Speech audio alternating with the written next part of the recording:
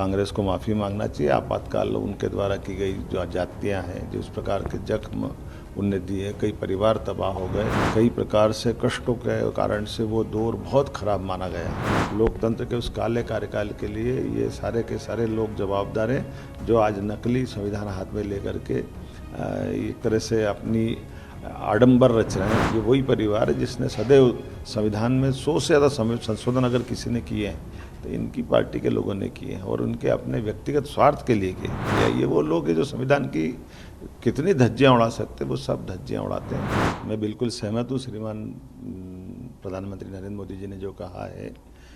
लोकतंत्र के ऊपर बहुत बड़ा धब्बा है आपातकाल का दौर, और ये ऐसा काला समय है जिस समय को पूरा देश आज भी याद करके सिहर उठता है।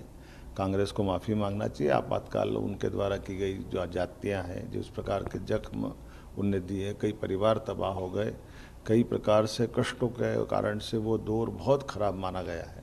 और भारतीय जनता पार्टी तो उस मामले में एक तरह से इतनी ज़्यादा संविधान को प्रति अपनी निष्ठा बताते हुए, जिस पार्टी ने अपना जनसंघ का अस्तित्व समाप्त करके केवल आपातकाल के विरोध के कारण से, और ख़ास करके लोकतंत्र की रक्षा के लिए, संविधान की रक्षा के लिए अपने सारे नेता जेल गए, सबको समेकित रूप से सरकार के सभी दमन के खिलाफ हिम्मत से लड़ने की हिम्मत दिलाई, और सब जेल में भी वो यातना सहन करके अपने लिए वो लोकतंत्र को बचाने का, संविधान को बचाने का जो भाजपा का संघर्ष है वो सदैव स्मरणीय रहेगा।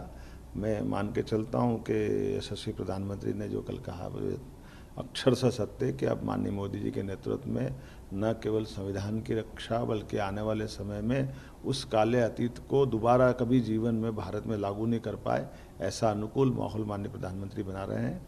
लोकतंत्र के उस काले कार्यकाल के लिए ये सारे के सारे लोग जवाबदार हैं, जो आज नकली संविधान हाथ में लेकर के एक तरह से अपनी आडंबर रच रहे हैं। लेकिन जनता सब जानती है, जनता इनकी नकलीपन को जानती है। ये वही परिवार है जिसने सदैव संविधान में 100 से ज़्यादा संशोधन अगर किसी ने किए हैं तो इनकी पार्टी के लोगों ने किए हैं, और उनके अपने व्यक्तिगत स्वार्थ के लिए किए। यहाँ तक कि भारत रत्न भी दिलवाना तो इनने स्वयं को दिलवा लिया। ये वो लोग हैं जो संविधान की कितनी धज्जियाँ उड़ा सकते, वो सब धज्जियाँ उड़ाते हैं। लेकिन मुझे गर्व है कि भारत का लोकतंत्र आज गर्व से दुनिया के सामने पूरी क्षमता, योग्यता, बुद्धिमत्ता के साथ, यशस्वी प्रधानमंत्री के साथ अपनी एक विशेष पहचान बनाने में सार्थक सिद्ध हो रहा है। मेरी अपनी ओर से लोकतंत्र के इस काले पर्व पर संघर्ष करने वाले सभी बंधुओं का और जो दिवंगत हो उनके प्रति मेरी श्रद्धांजलि भी है, और उम्मीद करते हैं कि लोकतंत्र इन सब अनुभवों के आधार पर जीवन भर संविधान की रक्षा करते हुए अपनी यात्रा निर्बाध गति से आगे बढ़ाएगा। अगर आप ये वीडियो YouTube पर देख रहे हैं तो हमारे चैनल को सब्सक्राइब करें और बेल आइकन को दबाना ना भूलें। अगर आप Facebook पर ये वीडियो देख रहे हैं तो हमारे पेज को लाइक करें।